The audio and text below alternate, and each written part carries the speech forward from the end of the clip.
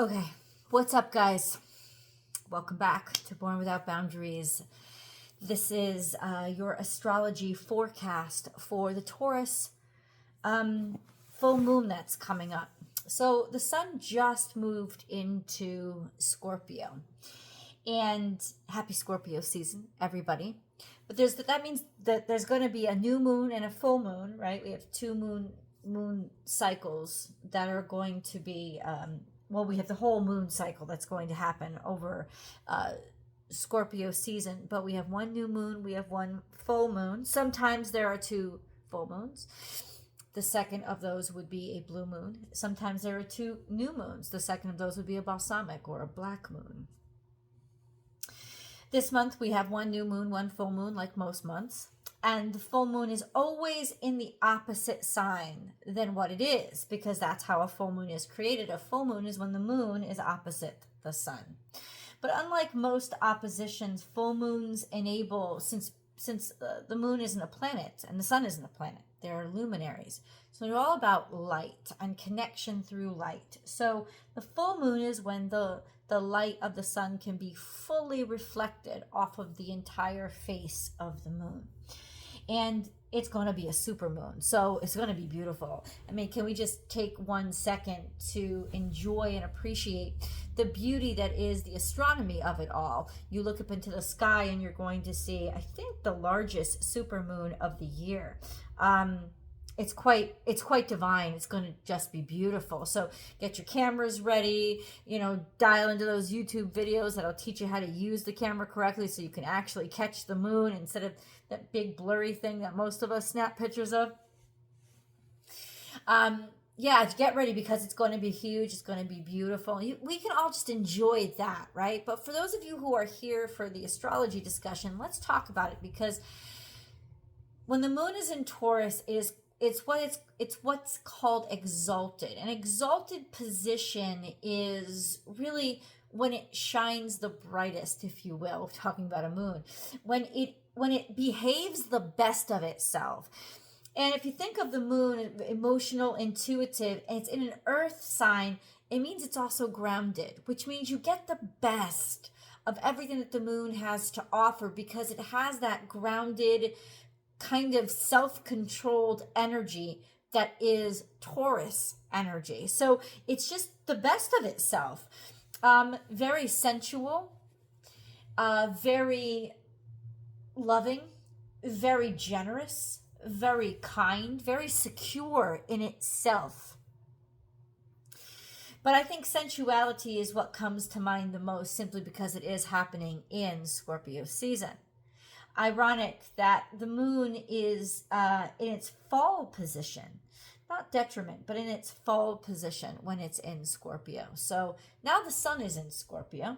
And interestingly enough, this full moon, we should discuss this. It happens on November. I'm gonna be looking over at this at my screen. I'm looking at the screen right here. We're talking the astrology right there for November 5th. Hello. November 5th of 2025 at 9 a.m. So interestingly enough, that's Central Time. So when the moon is at its fullest, it'll be broad daylight here. So listen, we'll get to enjoy it the night before, and then also that night. So the night of the 5th and the night of November 4th, if you're Central Time like me, but really all throughout the States. The night of the 4th is probably the first time that you're going to see its extraordinary shine, but you'll also be able to enjoy it on the 5th. So double blessing. What's happening during this full moon is that our sun is conjunct Lilith. So what does Lilith mean? Lilith is an asteroid, and she, in the chart, when we track her, she embodies the darkness. She embodies the shadow self. She embodies evil and she embodies primal energy. Now, most people don't want to hear that, especially the evil part. They're like, no, that's just the bastardized feminine. No, she really, really does. She really does embody the aspects of ourselves, the potential in ourselves to just do something horrible or off cusp just because. So she's unbridled, she's untamable, and she's very primal. When accompanied with the sun, who is burning it up and bringing everything into the light and represents the ego, this is us really coming into contact with and embracing our dark energy. And it giving us a boost of that energy in opposition to a very sensual and grounded moon. When the moon is in opposition to Lilith, there is almost a comeuppance of sorts of what we are, who we are, why we are, and in some ways, a leveling out or a balancing out of our darker energies by seeing them, recognizing them, accepting them. We have a beautiful grand trine happening in the sky still. That is a trine between Jupiter, Mars, and Neptune, conjunct Saturn. The thing is that now, unlike the new moon that we just left behind, the new moon in Libra, when this trine was actually happening and it was a full water trine, Mars was in Scorpio at this point. And so was Mercury. Well, Mars and Mercury have both moved into Sagittarius now, so we don't have a grand water. They are all still trine, but we don't have a grand water trine anymore. We have a little bit of that Sagittarius energy. So we can now have this energy of moving things forward, taking action in directions that we would not have gone before, and being open and interested in going further, expanding beyond our comfort, our not necessarily a comfort level. It's like we are comfortable with it. We're comfortable with going further and being curious and learning more and knowing more. I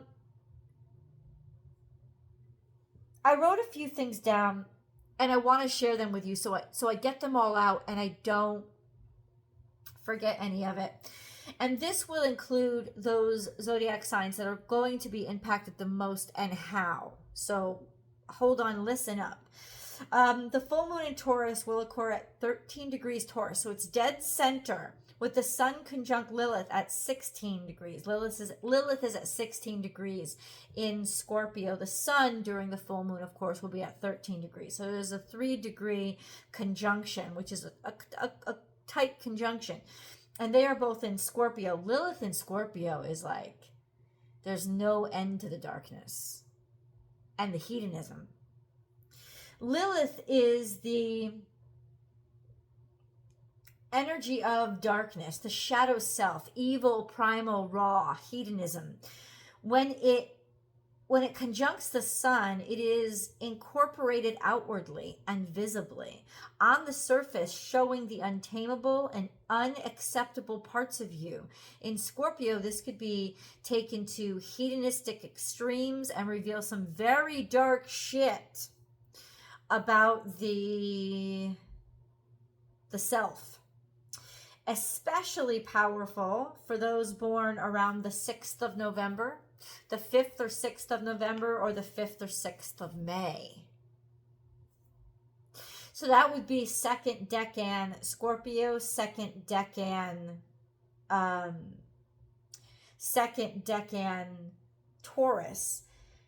Also highly affected here is second decan Cancer, because Cancer is always going to be impacted by the moon, but in terms of the moon in Taurus puts it at a natural sextile to your natal sun, and it puts the sun and Lilith in Scorpio at a natural trine.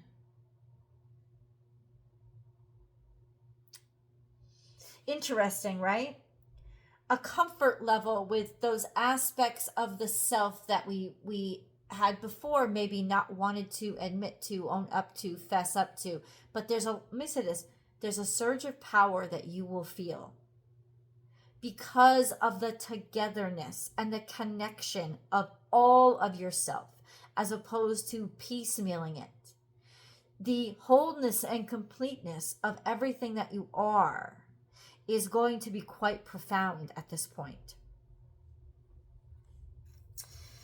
There is more it is more empowering than anything, but it will also make you shameless. Know this, because it won't last forever, but people will remember or have memories of you and your behavior. So the memories of people and what they understand of you now will last a lot longer than the energy and the power that you feel right now. So make it impactful in a way that you really want to direct your energy, as opposed to letting it get a hold of you. Learn how to channel it into, what do I want to get done? What mountains do I want to move? Because people could be so scared of you at this point that they'll move out of your way, and they'll move the mountains the mountains will move out of the way for you. But it's not just about bullying the mountains, right? It's about practically getting something done and applying this power to productivity. The grand trine between Saturn, Neptune, Mars now in Sagittarius, Mars and Mercury now in Sagittarius, and Jupiter in Cancer is still there, but Mars is in Sagittarius. It's not all water. We just discussed that. Things can get steamy. What? With the Sun in Scorpio and Moon in Taurus, things revealed will be remembered for a long time. The Moon is trine with the South Node in Virgo and sextile with the North Node in Pisces during this full moon. So the fact that it is interacting in that way with the points in the sky that represent our past and our future, where we come from and where we're going, our conscious and our subconscious. That means comfort with the past and excitement for the future from a place of authenticity and overall acceptability. Accepting the self, right? Accepting your path. This is a time to be fearless, because fear will just get in your way. A powerful moon that is going to put you in a position, especially if you're one of those three signs, to move mountains. It is time to be fearless in behavior as well as action. And it's not the same thing. The lessons that we have to learn here are confidence beyond what you normally would have, because there is just no shame. There's no room for it. There's no time for it. And you can really take over the world here, right? Or whatever world you're aiming at, simply because you don't have any shame and it's not getting in your way. You will not be stopping yourself here, right? And because of that level of confidence, other people will find it very hard to stop you as well. I would love to know, I know I'm rubbing this old pimple, but it's like also my third eye chakra. I would love to know, guys, how all of this is impacting you, if you're feeling it already. Because it is still, it's still over a week away. But as we get closer to this time, you'll feel this, especially because it's a super moon. It's going to be really, really powerful. I would expect that the tides will be very powerful around this time too. My prayers my prayers right now are with Jamaica, because they're in the middle of almost category 5 hurricane. So let's all keep them in our hearts and our prayers, and sending them protective energy. These are because of, I think the storms are more intense now because of their super moons. The tides are always impacted that way. This is coming right after a super moon that was a new moon, and right in between two super moons. This is all churning and happening. So understand that this could be quite impactful. And the energy, you're going to feel it. You're going to feel it even now. You're going to feel it. And once again, focus. What you can do for yourself to help yourself out in this time, especially if you're Cancer, you're Scorpio, or you're Taurus, is what is it that you really want to get done? That one thing. And let that be your grounding point and also your discipline point. Focus it on that and then watch out. Feel free to leave comments below and definitely enjoy all the extended readings that will be reflecting all of this energy so that you can understand and know different situations in your life, whatever you're drawn to. Go click on that link and I'll see you there. Bye, guys.